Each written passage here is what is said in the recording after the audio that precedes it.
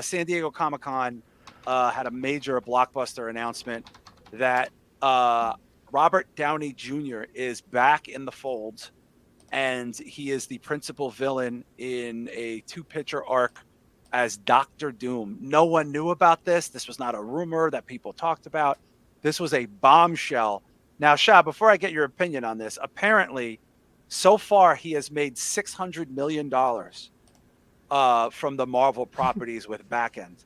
That's $600 million.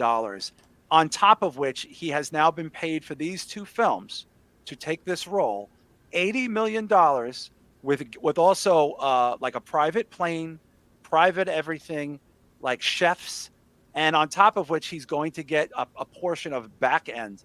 This is no one has seen any deal like this. Now let me ask you a question because you're the best person to ask. You clearly know this man's reputation as far as talent and box office, right?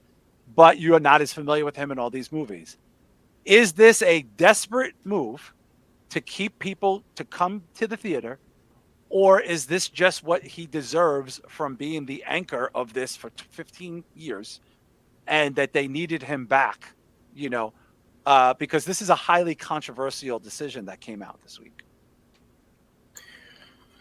Yeah, fuck, man. I don't know how I feel about this because, to be honest with you, again, I never read comic books growing up, but I was always fascinated with the Doom character. I always liked the mask and everything. Um, Robert Downey. I mean, I watched the first Iron Man. I didn't watch any of the other ones.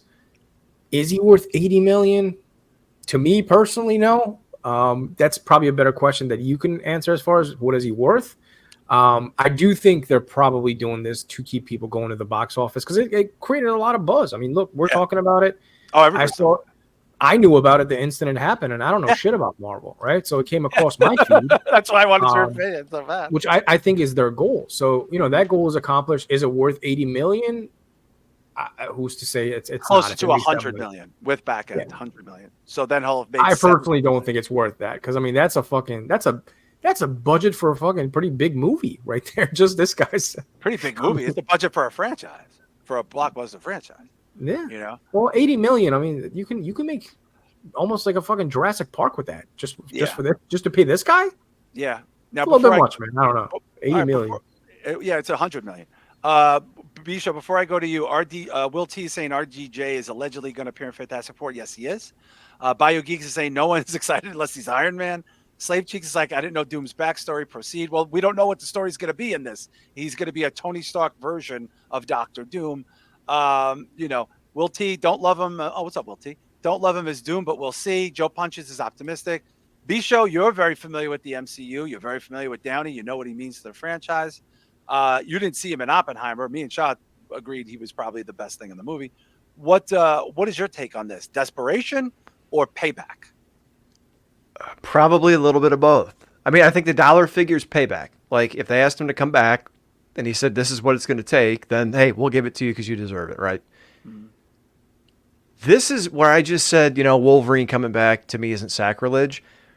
This is really weird for a guy who just, like, the way Iron Man went out, the way that happened, it's very weird to now see him in possibly the same universe as a big bad dude. You know what I mean? It's just, so, and a character who he's probably going to play very similarly. I don't know. It's Tony Stark instead of becoming Iron Man, he becomes Doom remember, it's a multiverse. So okay. In that version, in the 60s. I'm okay with that then, because with the multiverse thing that opens up, like, okay, this is a different reality. It's a different thing. What if this happened? I'm okay with that. And to be honest with you, Mick Foley was my favorite wrestler as a kid, and they let him do Dude Love and Cactus Jack and Mankind at the same time, and everyone loved him the same, so fine. Yeah. So I think, with that caveat of it being a different universe or a different reality or a different timeline, I think it'll be fine. But that emotional hook in what Iron Man meant to that franchise and that series, and for that to be so... Oh my God! People were crying, man. I cried when I watched the end of that movie. But billions of people crying. It's funny, guys. I don't know if you remember this, but he went on Rogan after Endgame, which was the biggest movie in the world, right? And Rogan was like, "Dude, you got to come back. Why don't you come back?" And Downey looked at Rogan, dead ass. You can play this clip, and he goes, "Let me ask you a question. Say I come back and I put the suit on, okay? Wouldn't you feel cheated? You want to feel a little bit cheated? And I agreed. I agree. I feel like that was a hard thing to watch. People cried. I cried. My kids cried. I saw it again. I cried. My kids saw it again. They cried. It's an emotional experience, and it's an ending. Here's my take on this, which I have not said at all. I've held this in. I'm excited as the comic book person. I understand this because as a comic book person, just like a wrestling person, we check reality and our beliefs at the door and we explain away these things. However, what I do think this really is, because they brought back the Russo brothers who were gone. They were gone, gone, gone, gone, gone. And they brought them back because they made this what it was too, for big bucks to make 2 more movies. To me, this says we fucked up with some of these properties. We fucked up with the way we treated some of these fans. We fucked up by bringing in people who had no business directing comic movies, writing comic book movies, some people even being in comic book movies. And we saw what you said online, and we're not going to capitulate and say that Eternals was bad or Miss Marvel's a fucking shithead or, the She-Hulk TV show is an abortion clinic floor after a busy day. We're just going to give you these member berries, and we're going to give you these people because everyone loves them, and we're going to take a step back. Because to me, Shah, I feel like when you bring back these guys who you say you weren't going to bring back and you pay them all this money, it means something's broken and you're going to fix it, right? Yeah, see, I never watched Endgame, so I didn't know he was dead. I'm guessing he died, right? Yeah. He saves the world, basically. Um, He saves existence. He doesn't save the world. He saves existence, really. that's an odd choice because, they can never redo Iron Man with him again. So why would they do that? That makes no sense. Well, there's multiverses. You have to remember they have, like we've heard this term, there's different realities where we have the same people in different worlds. So that's what it is. But I do think, to me, we're sorry for some of the shit we did. We're not going to say that it was bad. We're not going to say it sucks, but we're just going to give you wanted Downey, right? Right, Bisho? Remember you guys, you love Downey. Downey's like the most famous guy in the world. Hey, remember the Russo brothers? Remember how great Endgame was and Infinity War? Remember? Nobody said that was an agenda-driven piece of shit. So we'll give that to you. That's what I think this is, Bisho. I think this is the fans winning. Yeah, it's a make good without saying they're wrong. I get that. It's like buying your wife a present instead of saying you're sorry. Yeah, absolutely. And I know I talk about Halloween a lot, but to solidify like what John and I are talking about with this character and what it meant to that franchise. Halloween H2O, 20 years later, Laurie's been running for 20 years from Michael Myers. She's scared. She's an alcoholic. She's a pill addict. She's a wreck, trying to hold shit together. Yeah. He comes back. She grabs an axe. She fights back. She cuts his fucking head off, has this moment, and it's like, oh, holy shit, she did it. It's this big redeeming thing. And then the next movie, she's in a nut house and it's some bullshit explanation and people farted at it.